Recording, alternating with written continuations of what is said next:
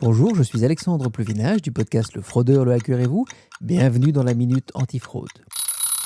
Si vous allez voir la liste des sites les plus visités dans le monde sur Internet, eh bien vous trouverez à la 19e place, en dessous de LinkedIn, mais avant Netflix, le site Pornhub.com, le fameux site de pornographie sur Internet. Alors, je ne suis pas là pour faire l'apogée de la pornographie en ligne, certainement pas, mais si j'en parle, c'est parce que eh bien les fraudeurs, eux, ça les intéresse, et ça les intéresse d'autant plus que quand on va aller sur ce genre de site, s'il se passe quelque chose de pas tout à fait normal, on va pas trop aller le crier sur les toits. Et donc ça les permet de planquer leur fraude.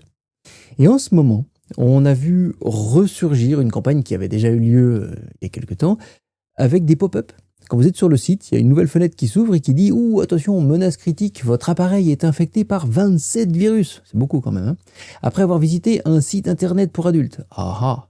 Et si le problème n'est pas résolu immédiatement, eh bien les virus endommageront votre appareil. Je ne sais pas comment ils vont faire. Endommageront la carte SIM, ça c'est un peu compliqué, et supprimeront tous vos contacts.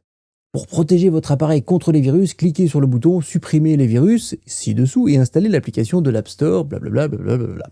Alors, il y a un truc intéressant. Moi, je n'ai reçu que des screenshots, donc j'ai pas pu aller vérifier sur quel App Store va ce lien.